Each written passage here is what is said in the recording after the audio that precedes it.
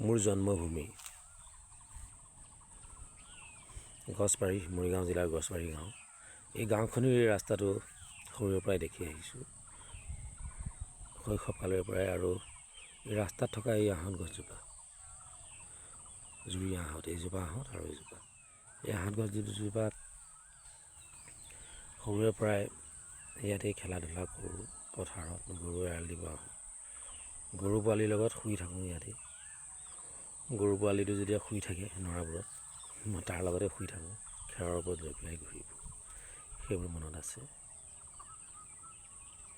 বহুত ভাল লাগে। যিহেতু আমাৰ ইয়াত মোৰ জন্ম ইয়াতে, যদিও মোৰ দেউতাৰ জন্ম ভৰা গাঁও, মৰিগাঁও জিলাৰ ভৰা গাঁৱত, আৰু আমাৰ মাটি বাৰী তাতেই আছিলে। আৰু ইয়াত আমাৰ নিজা খেতি নাই, পথাৰ নিজা নাই। আমাৰ নিজৰ ঘৰটো যিখিনি মাটিত আছে সেই মাটিখিনি আছে আমাৰ।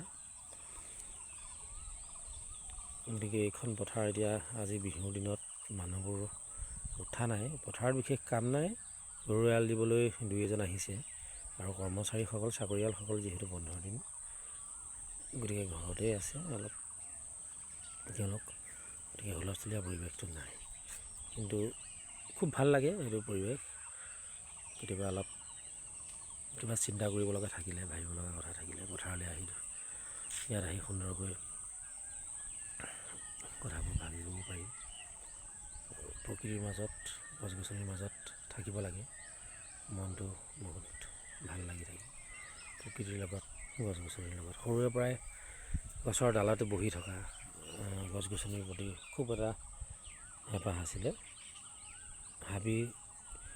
কেতিয়াবা অৰণ্য, গছ গছনি এইবোৰৰ প্ৰতি সৰুতে, আজিৰ প্ৰজন্ম নাজানো কিমান আগ্ৰহী, কিন্তু আমি সৰুৰে পৰাই গছৰ লগত হাবিয়ে জংঘলে ঘূৰি ফুৰিছিলোঁ। আমি সেইখিনি সময় পাইছোঁ।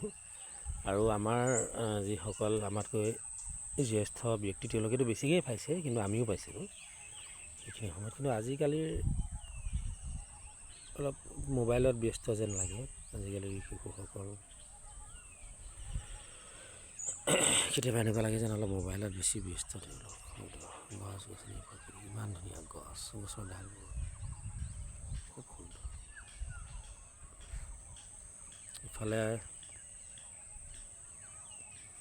গছবাৰী পথাৰ, এইপিনে বৰঙাবাৰী আছে, বাকৰি গাঁও আছে। আৰু যদি এইফালে চোৱা যায়, নাওকটা, দলৈচুবা, দলৈচুবা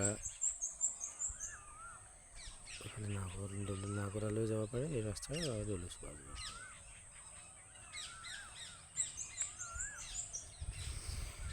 বাৰু হ'ব, খোজকাঢ়ি গ'লে ভিডিঅ'টো লৰচৰ হ'ব, যিহেতু মোৰ গিম্বেল থকা কেমেৰাটোত এইটো লোৱা হোৱা নাই। মোবাইলটো লৈ এনেই ওলাই আহিছিলোঁ পথাৰলৈ, গতিকে এইটোৰে ল'লোঁ। গতিকে ভিডিঅ'টো লৰচৰ হ'ব পাৰে, যিহেতু ষ্টেবল হোৱা নাই। ঠিক আছে, সকলোলৈ বিহুৰ শুভেচ্ছা জ্ঞাপন কৰিলোঁ। ভালে থাকক।